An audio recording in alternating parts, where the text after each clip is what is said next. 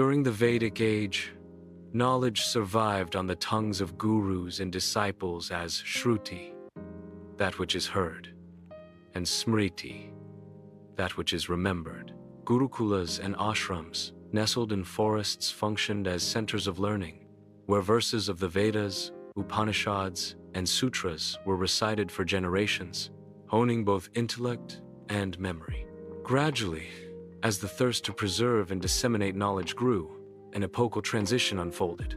Scholars began inscribing wisdom onto birch bark, palm leaves, and copper plates. These written treasures were stored in temples, monasteries, and royal courts. It was the birth of the first ancient Indian libraries. Rare texts became accessible to a select few, their preservation an act of reverence. Monastic innovation flourished next. Buddhist viharas established manuscript repositories, where palm leaf manuscripts carefully classified formed the core of library collections.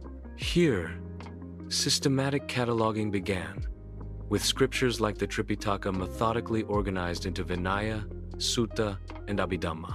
These monastic libraries served not just as storehouses, but also as vibrant learning commons for monks and students, much like today's public libraries. The world's first great university libraries emerged. At Takshashila, 6th century BCE, 5th century CE, a bustling intellectual city in present-day Pakistan, shelves brimmed with works on grammar, politics, medicine, astronomy, and military science. Here, multidisciplinary learning was routine. The grammarian Panini created the world's earliest linguistic science. Kautilya developed political theory, and medical treatises advanced healing arts. Parallel to these, Jain monks and temple scholars nurtured their own traditions. In Mathura, Gujarat, and beyond, they built libraries for agamas and philosophical writings, keeping alive a legacy of debate, meditation, and learning. In the Age of Empires, kings recognized the power of record-keeping.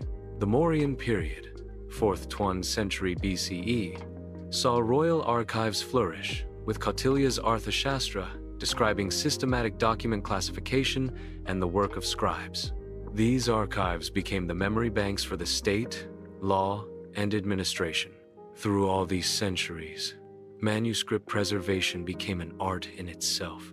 Scribes protected texts using turmeric, neem oil, and sturdy wooden bindings, defending against humidity and insects.